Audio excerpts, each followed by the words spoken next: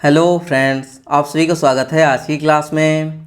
दोस्तों, यदि आप अग्निवीर आर्मी एग्ज़ाम की तैयारी कर रहे हो तो यह क्लास आपके लिए काफ़ी इम्पोर्टेंट है, क्योंकि आज की क्लास में दोस्तों सामान्य विज्ञान के टॉप 15 प्रश्नों के बारे में डिस्कस करने वाले हैं, जो कि मोस्ट इम्पोर्टेंट प्रश्न हैं और आपके एग्ज़ाम में ज़रूर पूछे जाएंगे।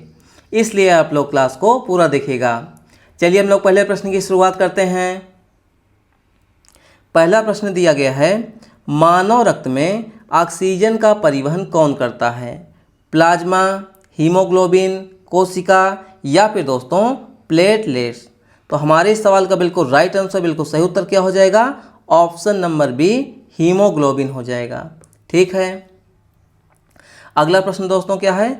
विद्युत चुंबक बनाने के लिए सबसे अधिक उपयुक्त होता है। तो बताइए कि विद्युत चुंबक बनाने के लिए सबसे अधिक कौन उपयुक्त होता है?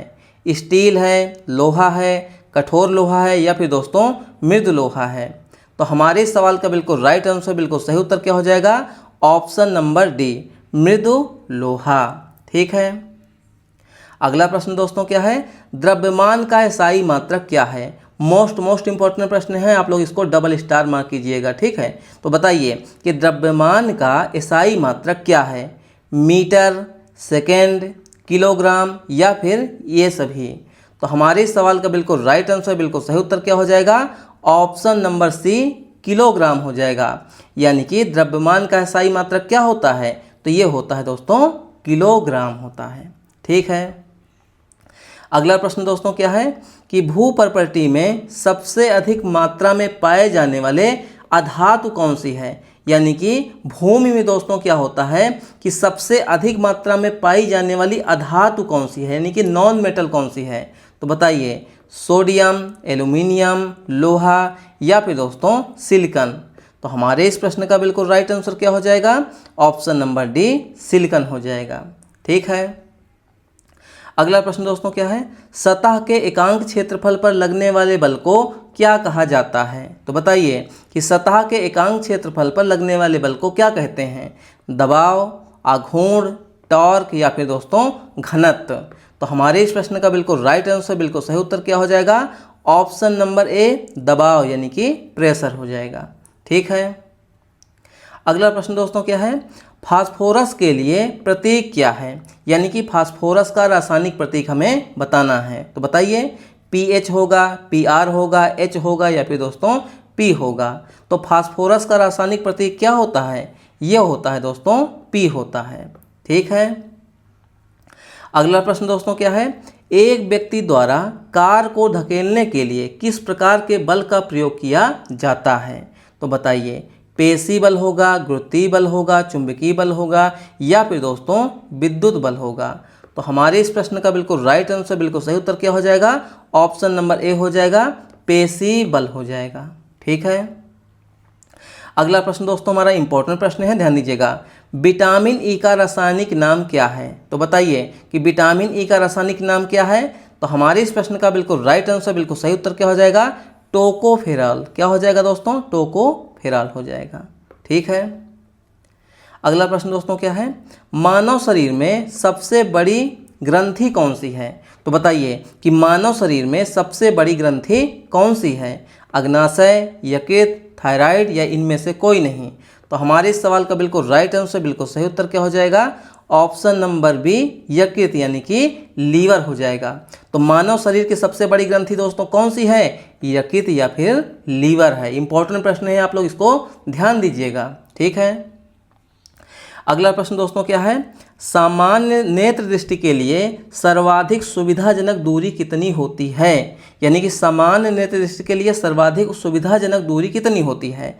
10 सेंटीमीटर, 15 सेंटीमीटर, 15 मिलीमीटर या फिर दोस्तों 100 सेंटीमीटर? तो हमारे इस प्रश्न का बिल्कुल राइट आंसर, बिल्कुल सही उत्तर क्या हो जाएगा? ऑप्शन नंबर बी, 15 सेंटीमीटर हो जाएगा। ऑप्शन नंबर सी आप लोग यहाँ पे मत टिक कीजिएगा, क्योंकि यहाँ पे क्या है? मिलीमीटर है। तो सामान्य नेत्र दृष्टि के लिए सर्वाधिक सुविधाजनक दूरी कितनी होती है? ये होती है दोस्तों 25 सेंटीमीटर।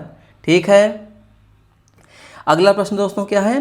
निम्नलिखित में से किस कोशिकांग को कोशिका का एटम बम कहा जाता है? तो बताइए, कोशिका का दोस्तों एटम बम किसे कहा जाता है? देखिए माइटोकॉन्ड्रिया है, लाइसोसोम है, राइबोसोम है, या इनमें से कोई नहीं। तो हमारे इस सवाल का बिल्कुल राइट आंसर, बिल्कुल सही उत्तर क्या हो जाएगा दोस्तों, ये हो जाएगा लाइसोसोम। क्या हो जाएगा, लाइसोसोम, यानी ऑप्शन नंबर बी हमारे इस प्रश्न का बिल्कुल सही जवाब हो गया।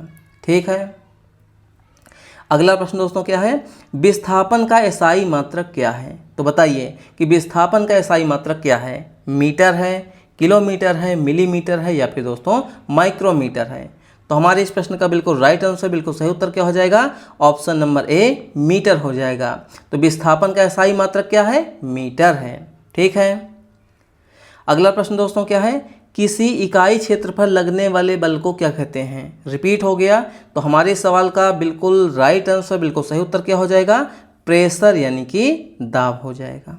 ठीक है, अगला प्रश्न दोस्तों क्या है, मनुष्य का कान की आवृत्ति से अधिक की ध्वनियाँ नहीं सुन सकता है, यानी कि मनुष्य का कान दोस्तों कितने हर्ट्ज की आवृत्ति से अधिक की ध्वनियाँ नहीं सुन सकता, यानी कि मनुष्य का कान बहरा हो जाएगा।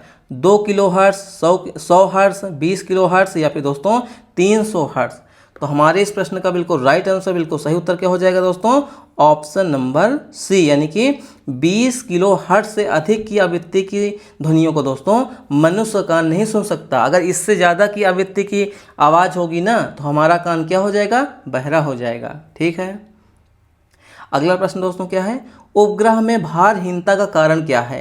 यानी कोई भी व्यक्ति यदि उपग्रह में जाता है तो उसको अपना जो है भारहीनता महसूस होता है, यानी कि अपने शरीर का दोस्तों उसको भार महसूस ही नहीं होता है।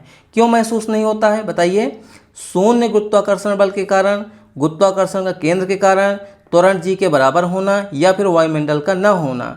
तो हमारे इस प्रश्न का बिल्कुल राइट आंसर, बिल्कुल सही उत्तर क्या हो जाएगा, ऑप्शन नंबर डी, यानी कि उपग्रह में भारहीनता क्यों महसूस होती है, क्योंकि वहाँ पर क्या है, वायुमंडल होता ही नहीं है। तो वायुमंडल न होने के कारण उपग्रह में भारहीनता का कारण मतलब महसूस होता है। तो हमारे इस प्रश्न का बिल्कुल सही जवाब ऑप्शन नंबर डी हो गया। ठीक है, तो दोस्तों ये रहा आज के हमारे मोस्ट इंपॉर्टेंट प्रश्न। क्लास आपको कैसी लगी अपना फीडबैक दीजिएगा। अगर चैनल पे आप लोग पहली बार आए हैं तो प्लीज़ आप लोग चैनल को सब्सक्राइब कीजिए, लाइक कीजिए और शेयर कीजिए।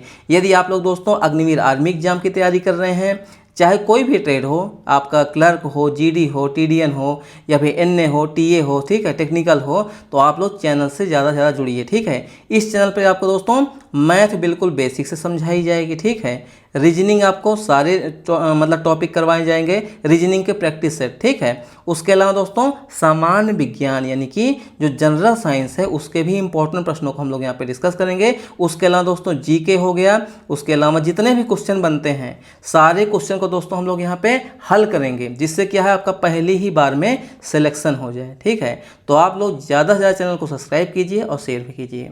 तो चलिए मिलते हैं नेक्स्ट क्लास में दोस्तों, तब तक के लिए जय हिंद, वंदे।